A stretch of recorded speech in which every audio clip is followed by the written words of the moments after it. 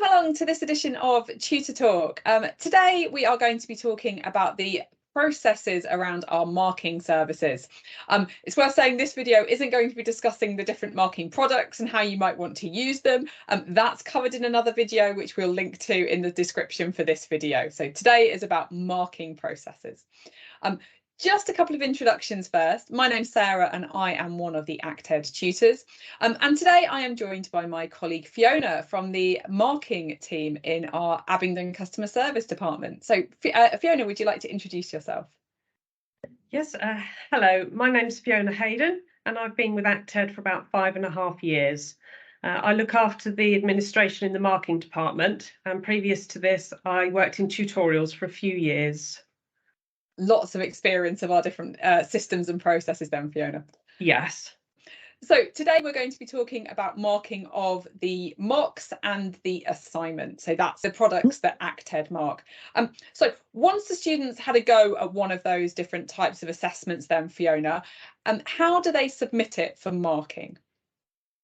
Okay, so students need to access the hub on their computer or device, which is the new platform we're using instead of emailing their scripts to us.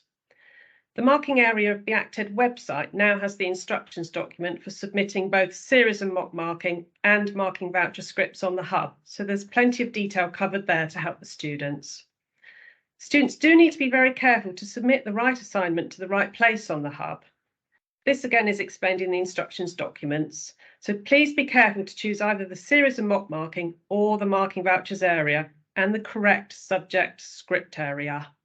Okay, that's good advice. I think students also need to be a little bit careful, don't they, as well, in terms of sort of naming and formats of files? Yes, indeed. Again, in the instructions, it explains the naming convention for the scripts. It's important to do this correctly, as it will enable the students to receive the marked script back much more quickly. And in terms of the format students use as well, I think we prefer generally PDF files to Word documents, don't we? We do, yes.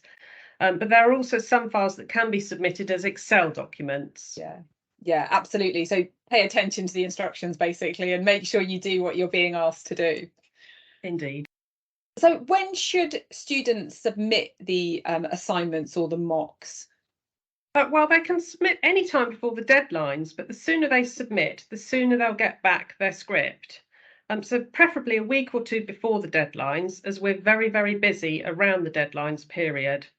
The earlier the script is submitted, the quicker the turnaround for the students. Yeah, and the deadlines are all available on the website. And again, we'll put a link to those in the description of the video as well. How long does it take to get a marked script back? It typically takes around a week, but it'd be longer than this around the deadlines. Okay, so again, submit early and hopefully you should get it back a bit quicker as well. Yes. And get that feedback faster. How do students get their marked scripts and the feedback? How do they receive that? So once the script has been marked, it's uploaded to the hub. And the students can access the same area of the hub as where they submitted their script. They'll receive an email in the afternoon to say that their script is ready, and they can then click on the link in this email, which will take them to exactly the same place as they had submitted their script on the hub, and they'll see it there. It's all very high tech these days, not like the post. You used to send them off in the post in my day. This is all very high tech. It sounds really simple though. Everything's in the same place, which sounds really really simple process. Yes.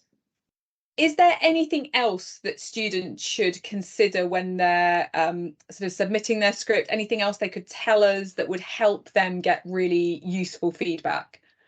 Yes, that's a really good question, Sarah. If a student doesn't attempt a question, it would be good if they could flag briefly whether it's because they ran out of time or didn't know where to start. It would affect how markers respond on the script. For example, if they didn't know where to start, the marker could make more of an effort to give some pointers about where to start on the script. Yeah, I'd also add to that as well. If you don't manage to finish within the time, show us how much you've done within the time. And again, that helps the marker give you some more useful feedback on areas that you can work on.